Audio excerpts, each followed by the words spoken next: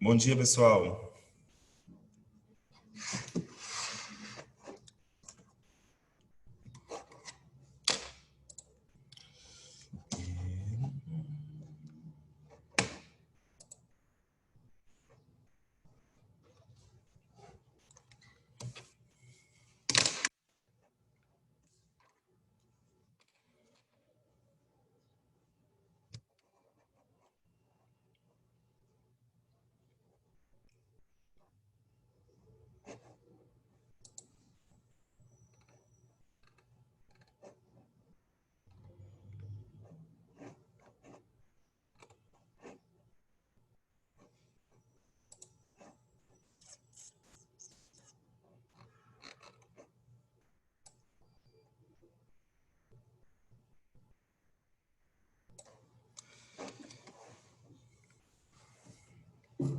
Crianças, vou aproveitar aqui o bom dia, tá? Espero que tenham tido um final de semana muito bom, que todos tenham feito simulado também. Aproveitar que como o Funec não entrou ainda. Cheguei, Danilo. Ah, chegou? Nossa, já ia. Ah, então tá bom, então ótimo. Então eu vou sair, tá bom? Tá bom. Deixa eu te dar o anfitrião aqui. Gente, eu tive que usar outro computador aqui porque o meu deu um probleminha. Mas aí eu tô sem. Eu uso a minha cam no meu celular, tá? Então o drive aqui tá com probleminha. Eu tô tentando resolver. Dependendo, a gente fica sem cam. Mas enfim, eu tô aqui, hein? Calma aí, vai dar tudo certo.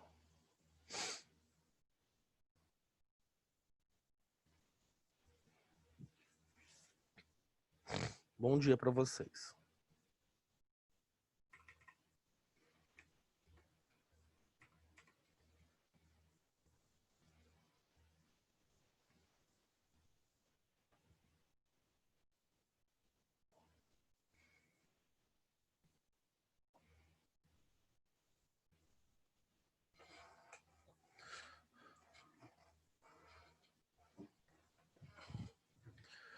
Deixa eu abrir aqui o nosso livro.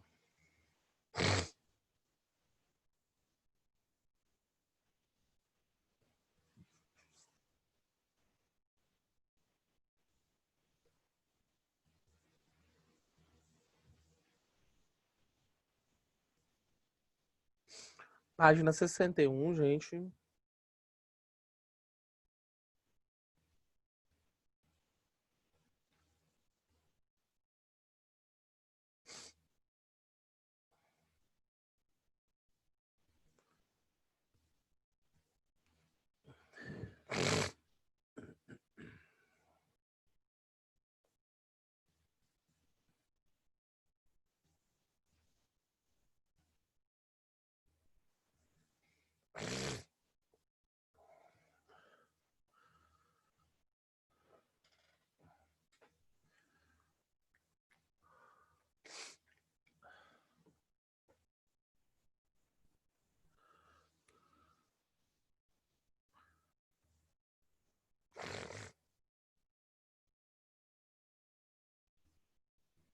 Como sempre, o portal do SAS com problemas. Vou tentar abrir aqui de novo.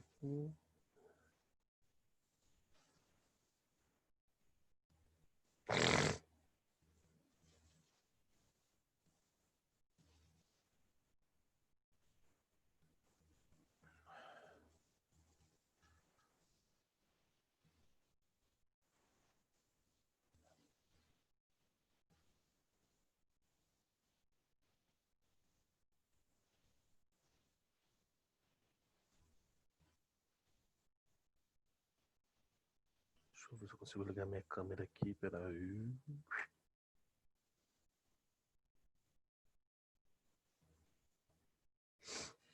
Acho que foi aqui. Peraí.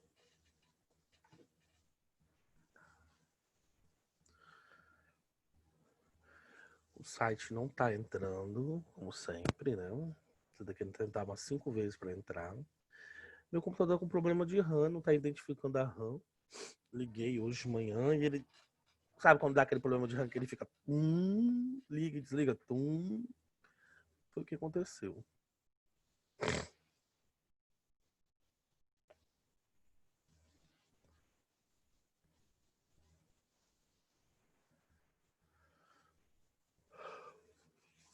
Olha só. O site não abre.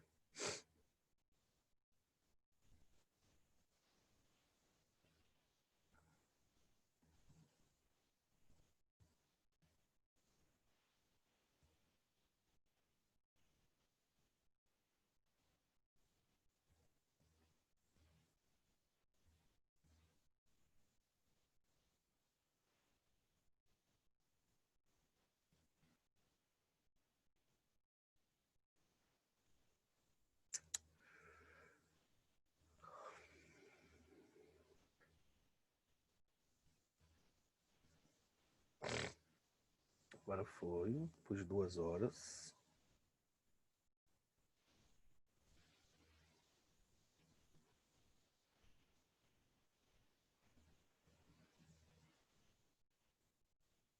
Faltou só a gente falar aqui o finalzinho sobre a metafísica de Nietzsche, né?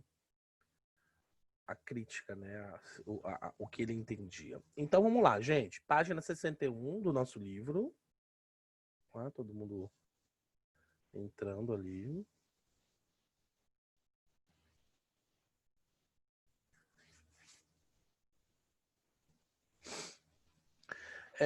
Quando a gente fala, então, continuamos falando da metafísica, né? E Nietzsche já é um filósofo um pouco mais atual.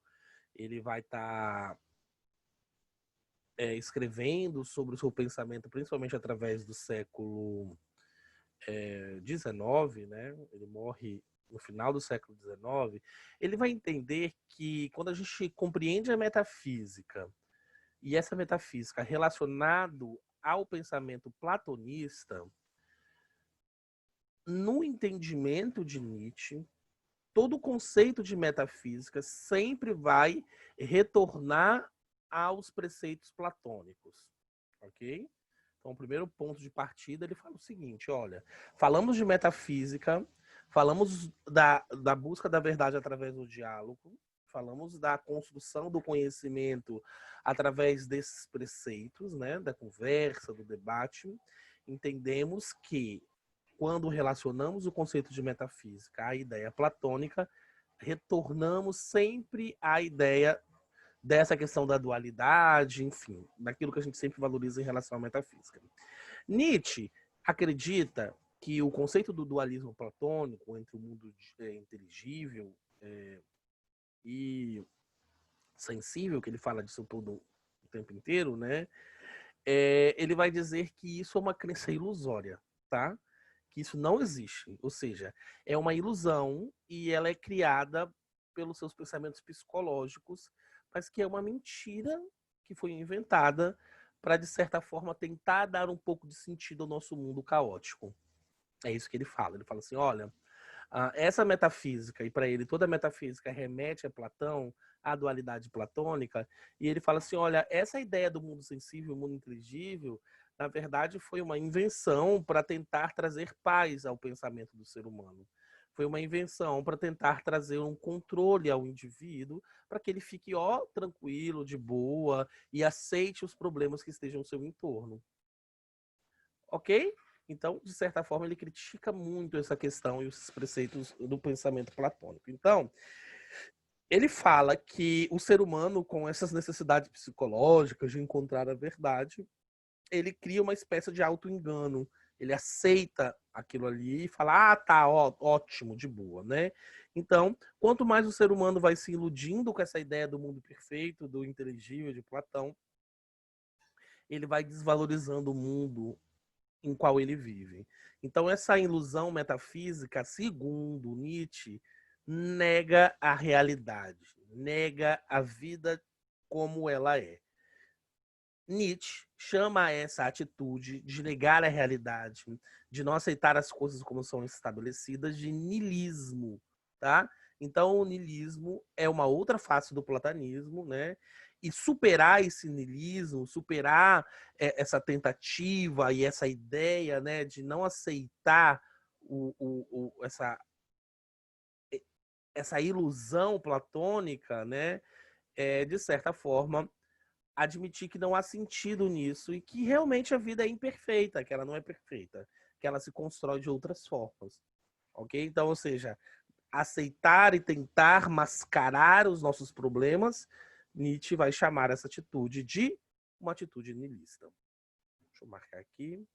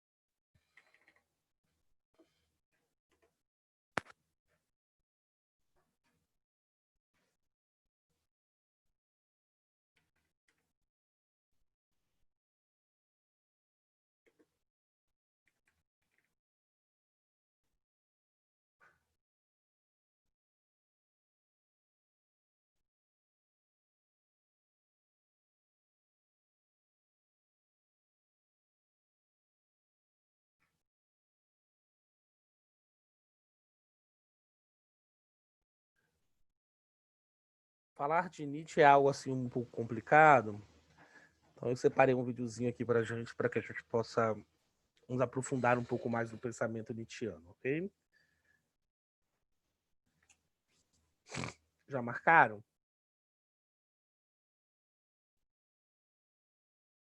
esperar um pouquinho para vocês marcarem aí e vou compartilhar aqui o vídeo.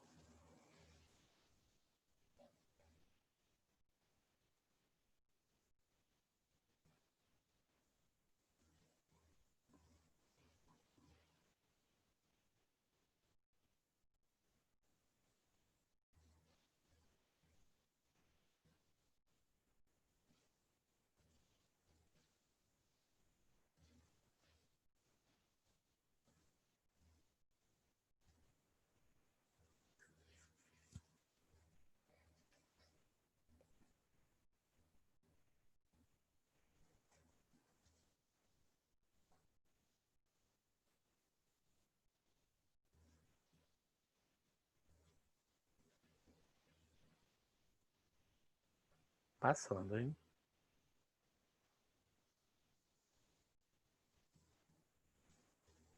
Vou compartilhar aqui o vídeo com vocês.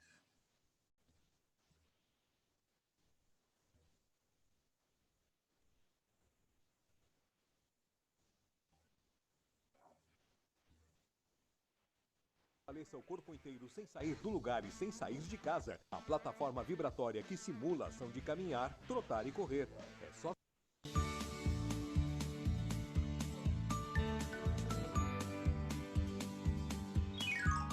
O sofrimento não deve ser rejeitado, afirmava Nietzsche, filósofo alemão que viveu no final do século XIX. Para ele, o sofrimento é a fonte do crescimento humano. Em vez de rejeitá-lo, deveríamos acolhê-lo e utilizá-lo como ferramenta para o aprendizado. Nietzsche percebia que a felicidade era passageira, era feita de momentos, lampejos. E é justamente por isso que podemos valorizar os momentos felizes, ou seja, porque podemos fazer o contraste entre eles e os momentos tristes. Note que após uma semana com o céu chuvoso, o sol surge e então nos damos conta da importância de um dia ensolarado. Sem a noção da tristeza, perderíamos a noção da felicidade. São sentimentos que se complementam.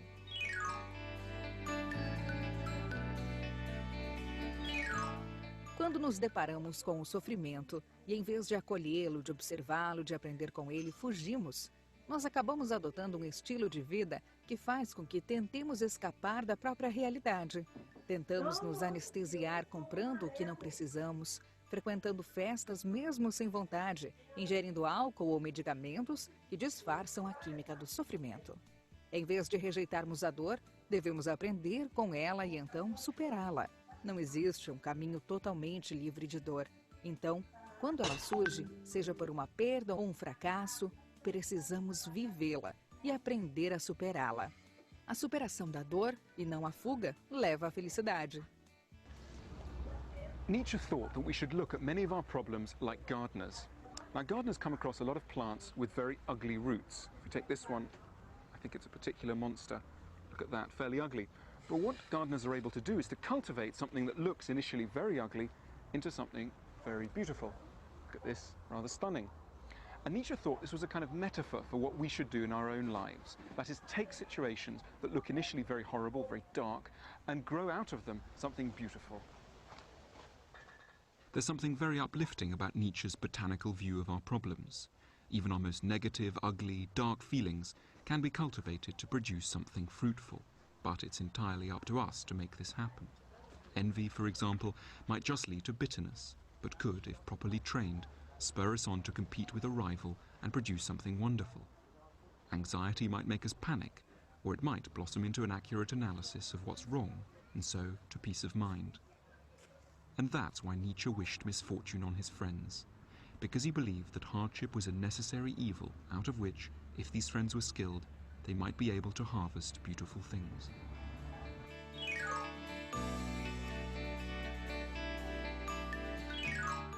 Embora percebesse o valor da dor no desenvolvimento humano, Nietzsche não defendia que a vida fosse um tormento. Ao contrário, ele defendia a superação do tormento.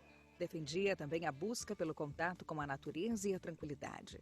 Nietzsche considerava que passar alguns dias junto à natureza era a melhor terapia para aliviar a ansiedade provocada pela vida moderna.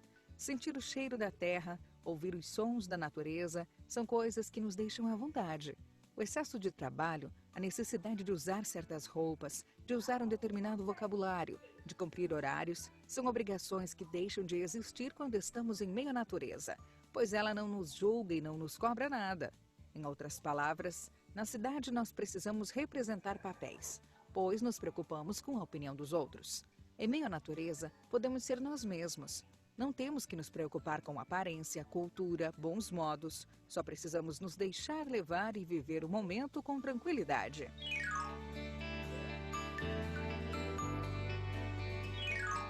Nietzsche tinha certa aversão ao perfeccionismo. Ele repetia que somos todos imperfeitos e que assumir isso nos torna humildes.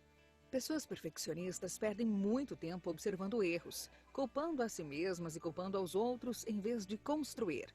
E muitas vezes perdem o controle quando suas falhas são apontadas. Assumir que somos imperfeitos nos dá a consciência de que precisamos sempre nos aprimorar e que todo erro nos ensina que é possível fazer melhor. Mais importante do que buscar a perfeição é estar disposto a buscar o aprimoramento, ou seja, o fazer melhor. Neste sentido, ter uma razão para viver é, na visão de Nietzsche, algo fundamental.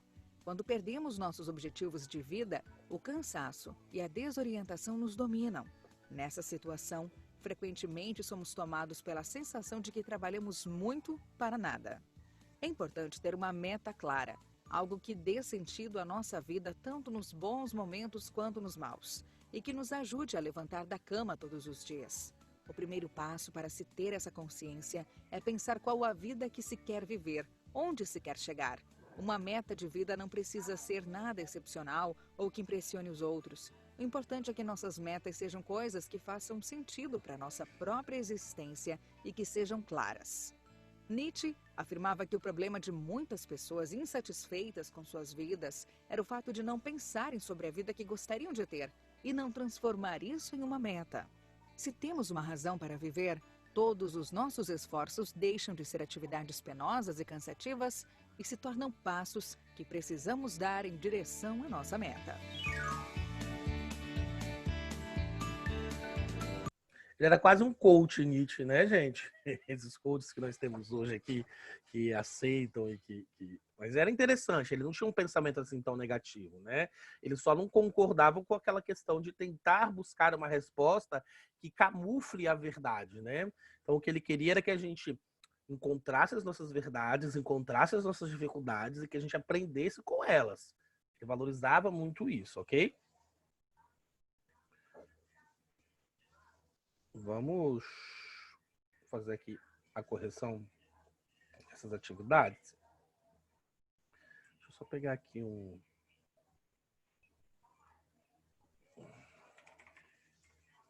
Interromper aqui.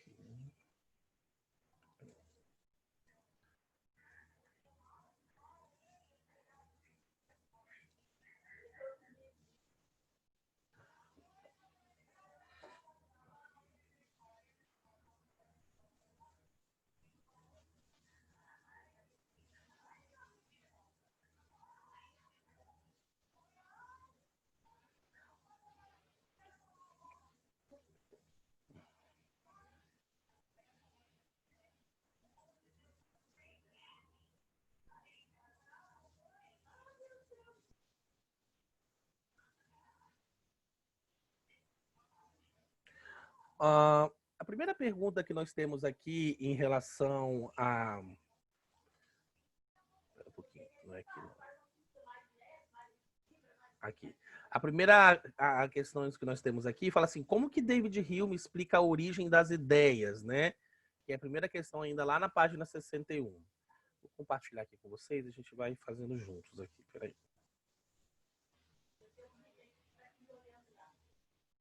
Como é que David Hume, então...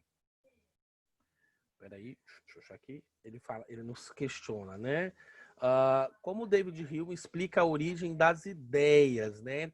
Então ele fala que segundo David Hume, né, todo conhecimento para David Hume, né? Deixa eu marcar aqui. Todo conhecimento, ele vem da experiência, né?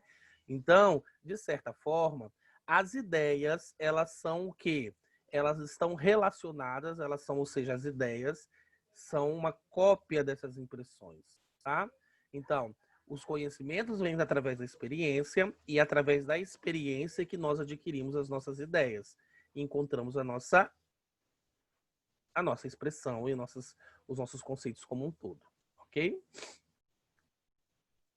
Ou seja, para David Hume, as ideias elas são mais fracas do que as impressões, né? A experiência ela vem primeiro. Tô anotando aí.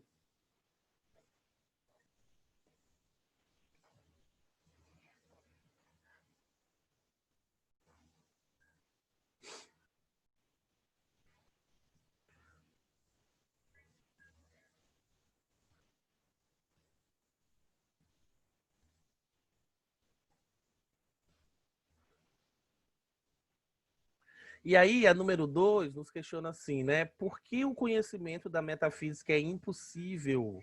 Por que a gente não pode se dar o conhecimento através da metafísica? Porque a metafísica não valoriza as impressões, né? E como ela não valoriza as impressões, não tem objeto de conhecimento, porque, segundo David Hume, sem ter uma experiência de fato, a gente não constrói nenhum tipo de conhecimento, tá? Então, por isso que ele afirma que, ó, o objeto da metafísica não existe, tá? Porque tudo vem das impressões. Se não há impressão, se não valoriza, se dentro da metafísica, principalmente o pensamento platônico, que fala sobre a ideia que os sentidos nos enganam, sem os sentidos, nós não temos objeto de conhecimento.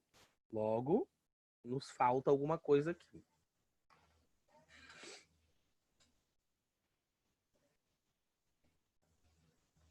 Dá um tempinho para vocês anotarem para eu passar.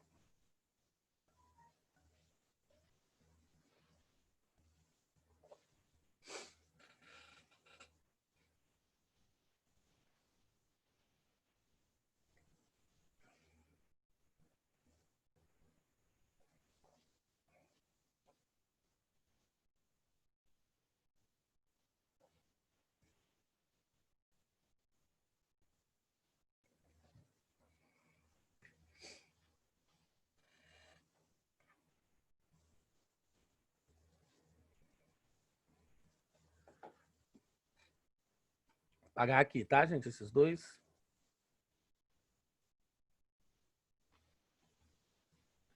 Vamos aqui pro 3.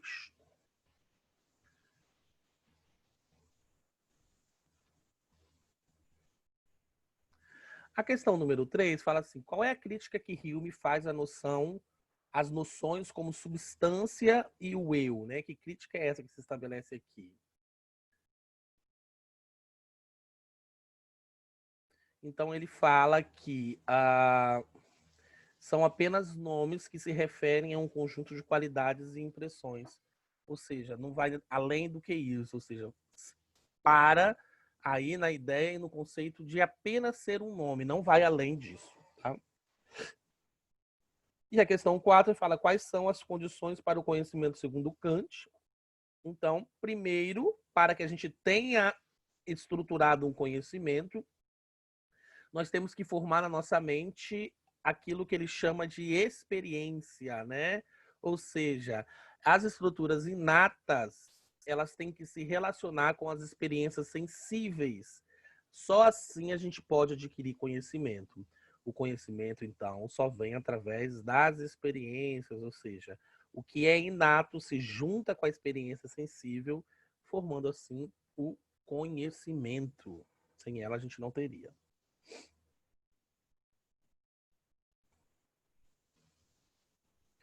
Porque não é possível conhecer os objetos metafísicos, segundo Kant, porque ele fala que o conhecimento necessita de experiência, né? Ele afirma que, ó, o conhecimento necessita de experiência, tá? E não tem como a gente ter, né? Não há, por definição, como ter experiência em objetos metafísicos. Então, eles criticam muito aqui o conceito da metafísica, né? Para eles, a principal crítica é que sem experiência não tem conhecimento.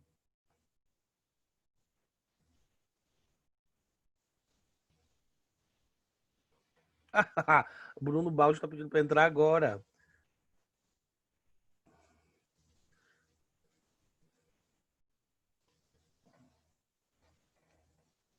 Que houve, Bruno? Você está entrando agora.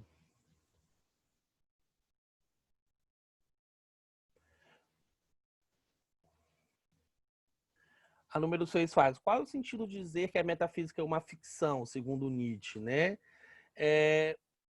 Ele vai desenvolver essa ideia, né? Porque ele vai falar que ela, na verdade, é uma crença, né? Ele fala, ó, é uma crença, é uma criação humana que desenvolve a ideia de um mundo ideal e perfeito. Que ele sabe muito bem que isso não existe, né? É exatamente aquilo que ele falou. Essa tentativa de negar as imperfeições, de negar as nossas falhas, é o errado da metafísica. Ele fala que a gente tem que aprender com os erros, assumir os nossos problemas, né? E crescer em cima deles, e não negar.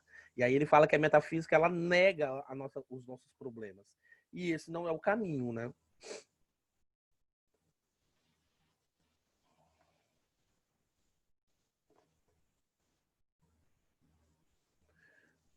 Por que, que os seres humanos criam a metafísica, então? Porque os homens não conseguem suportar que a vida não tem sentido e é cheia de dor e sofrimento. Por isso criam-se o mundo das ideias como se fosse uma espécie de saída, né? Eles buscam uma saída criando o mundo metafísico, segundo Nietzsche.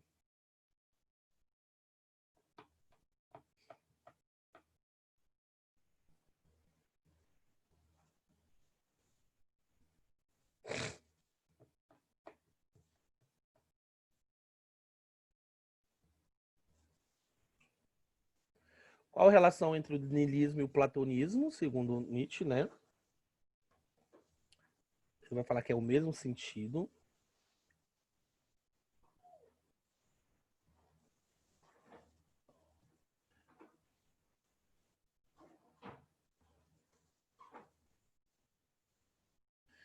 Ele fala que ele relaciona porque ele fala que a metafísica é negar a vida como ela é, e é essa a principal característica que ele dá ao niilismo, né? Essa negativa a, aos problemas e negar a vida como ela é, buscar uma fantasia, buscar pensar o mundo de uma maneira diferente.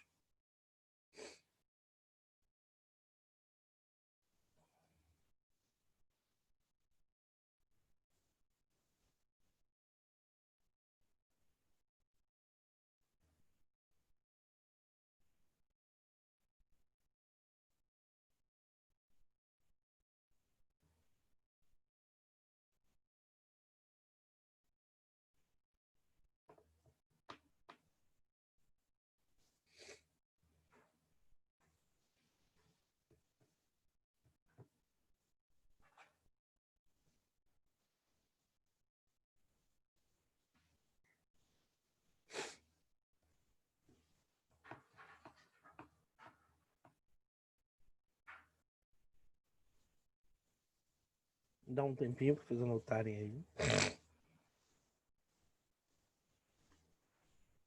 Aproveitar enquanto vocês anotam, vou fazer a chamada.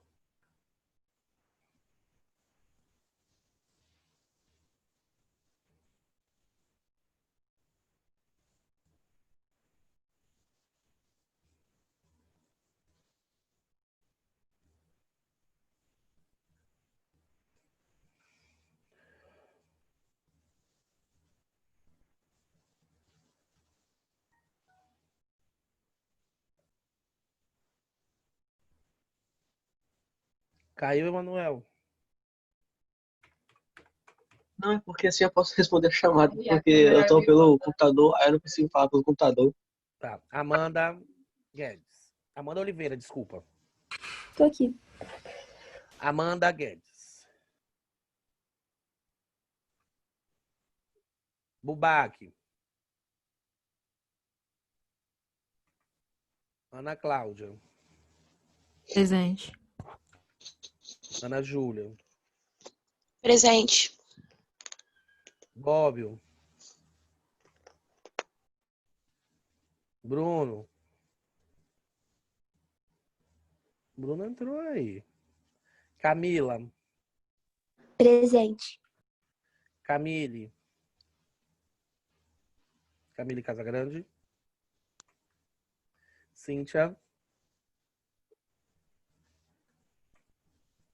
Daniel. Presente. Diana.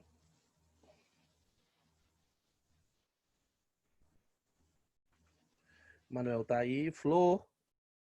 Aqui. Elora. Heloísa. Presente. Ô, Júlia Franco, Pessotti. Oi. a Júlia caiu, ela mandou avisar você. Voltei. Oi. Ela respondeu aí agora? É porque ela voltou agora. Júlia Vieira. Eu tô aqui. Keila. Oi. Keila. Aí. Oi. Lara. Luana. Eu- Ok, Luana ouvi. Luíse. Presente. Maria Clara.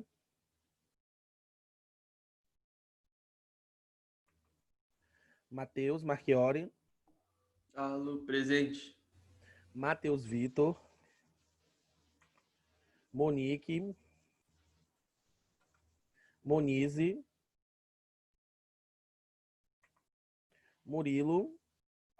Presente. Murilo Piol. Nádia. Presente. Nicole. Olivier.